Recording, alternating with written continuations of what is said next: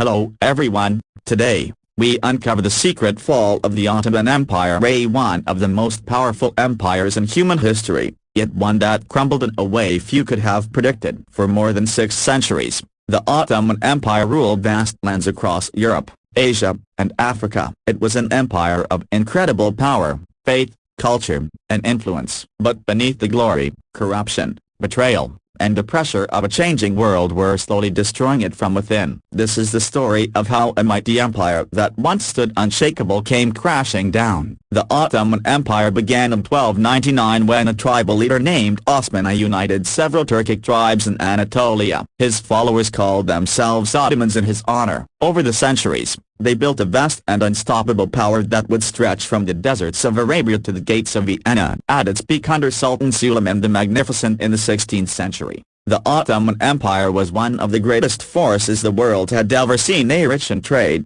military power, and architectural wonders. But every empire has a hidden weakness. For the Ottomans, that weakness was slow decay from within, masked for centuries by outward strength. The empire's decline was not caused by a single event. It was a combination of greed, corruption, outdated traditions, and a world that was changing faster than the Ottomans could adapt. By the 17th century, Europe was advancing in science, trade, and military technology. The Industrial Revolution, new trade routes, and powerful navies transformed Europe into a global powerhouse. Meanwhile, the Ottomans were still clinging to old systems that no longer worked. Their army, once feared across continents, was falling behind. Their economy, once fueled by trade along the Silk Road, was losing relevance as Europeans found new sea routes to Asia. Inside the empire, sultans had become more focused on palace life than ruling effectively. The once disciplined Janissary corps, the elite soldiers of the empire, had become corrupt and politically dangerous. They began interfering in politics,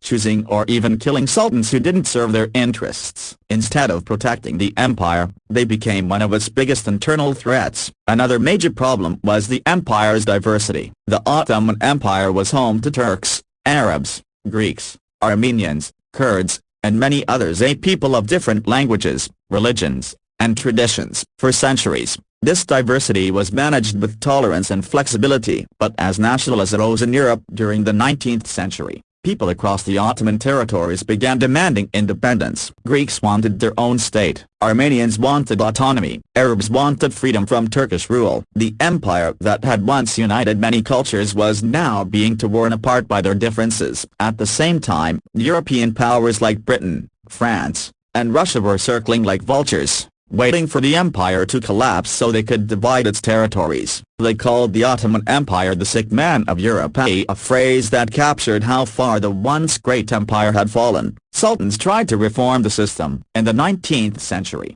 Sultan Mahmud II introduced modern military and administrative reforms, abolishing the Janissaries and trying to rebuild the army. Later, during the Tanzimat period, the empire attempted to modernize its laws, schools, and economy. But every reform faced resistance, from conservative religious leaders, corrupt officials, and those who feared losing their power. By the late 1800s, the empire was drowning in debt. European banks controlled its finances, and foreign advisors dictated its policies. The empire had become a shadow of its former self, still vast on paper, but weak and divided in reality. The final blow came in the early 20th century. In 1908, a revolutionary group known as the Young Turks seized power, promising to modernize the empire and bring back its glory. They believed in Turkish nationalism and wanted to centralize power under one identity, but their actions only deepened divisions among the empire's many ethnic groups. Then came World War I, a conflict that would finally destroy the Ottoman Empire. The Young Turks made a fateful decision.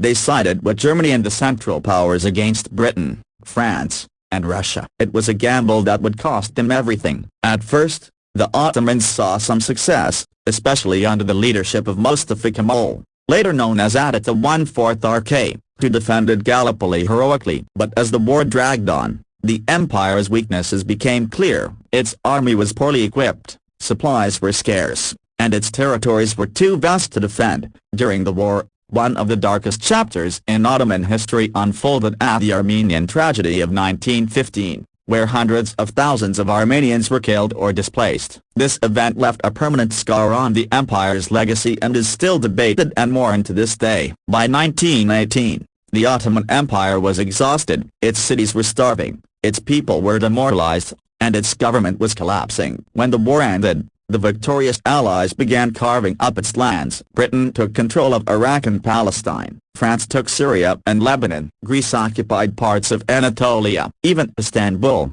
the proud capital of the empire, was placed under light occupation. The Ottoman Sultan, once the most powerful man in the Muslim world, was now a figurehead under foreign control. The empire that had lasted over 600 years was reduced to ruins. But out of the ashes, a new power began to rise, led by Mustafa Kemal Atatürk. He rejected the idea of empire and called for a modern, independent Turkish republic. In 1923, after years of struggle, the Republic of Turkey was officially founded. The Ottoman Sultanate was abolished, and the last sultan fled into exile. The empire was gone, but its influence never truly disappeared. The Ottoman legacy still shapes the modern Middle East and Europe, from the borders drawn by colonial powers to the architecture, cuisine, and culture spread across 3 continents. Istanbul, once Constantinople, remains a living reminder of the empire's grandeur and complexity. So, what truly caused the fall of the Ottoman Empire? Historians often point to external pressure from Europe, but the deeper cause was internal, a failure to adapt. The Ottomans were trapped between tradition and modernity, unable to evolve fast enough in a rapidly changing world. Their leaders were often more concerned with palace politics than real governance, and when they finally tried to reform,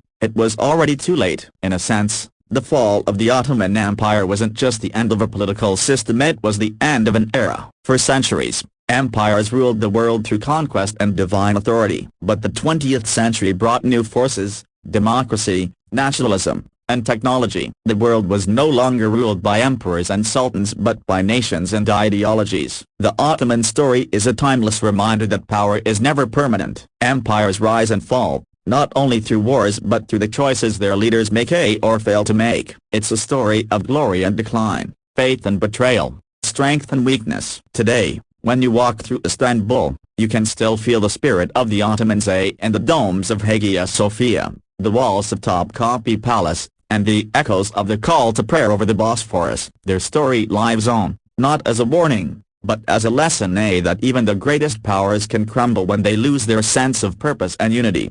And so, the secret fall of the Ottoman Empire wasn't a single event, it was a slow unraveling of pride, power, and purpose. It reminds us that history is never just about what happens on the battlefield, but also what happens in the hearts of those who rule. Thank you for watching, and if you enjoyed this deep dive into history, make sure to like, subscribe, and stay tuned for more incredible stories from the past. This is Empire Stories, where history comes alive.